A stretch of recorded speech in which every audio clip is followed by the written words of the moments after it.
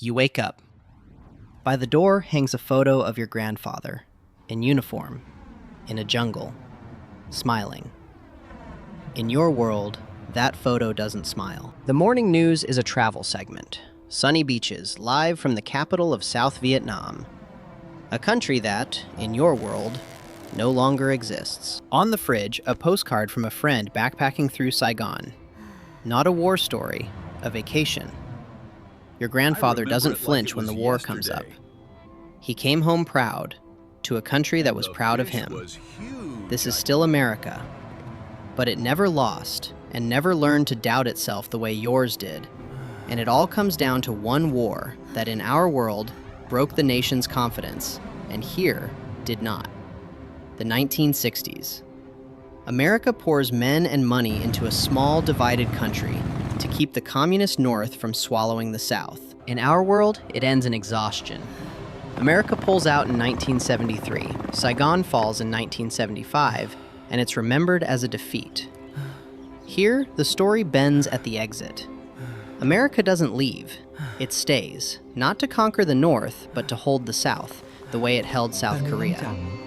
The Southern Army, still supplied, doesn't collapse. Saigon doesn't fall. The line holds and the war freezes into a border. Two Vietnams, like two Koreas. Not a triumph, but not the defeat that haunted a generation either. And from that one different ending, the whole mood of the century shifts. There is no Vietnam syndrome. The wound that made America doubt itself abroad for decades never opens. The veterans come home to thanks, not shame. Not a national embarrassment, but a generation that held the line. The anger and disillusionment of the era are quieter. The 60s still shake the country, but don't crack its faith in itself.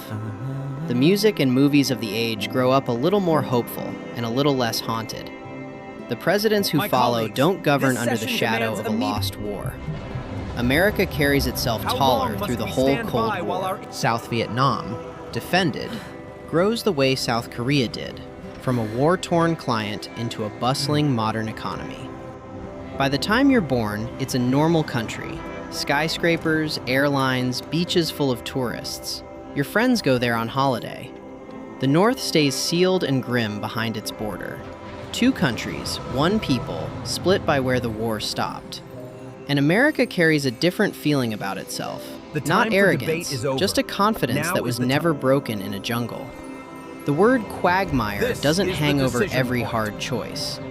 The ghost that made your country second-guess itself simply isn't in the room. It isn't a perfect world. The war was still long and costly, and thousands still didn't come home. A border still splits one people to this day. But the men who came home to gratitude. Your grandfather's smile is the smile of a man his whole country told. What you did mattered. And the culture never learns the deep reflex of doubt your world carries, that its big adventures end in tears. And now you're back in your room. The photo by the door, the postcard from Saigon, the grandfather proud of his war. Now you know why. One war let go in 1973, and here held instead. One line that didn't break.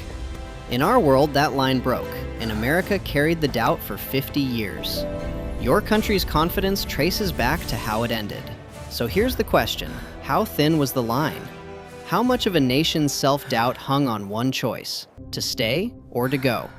Tell me in the comments which world you'd rather wake up in tomorrow, and I'll show you the next one.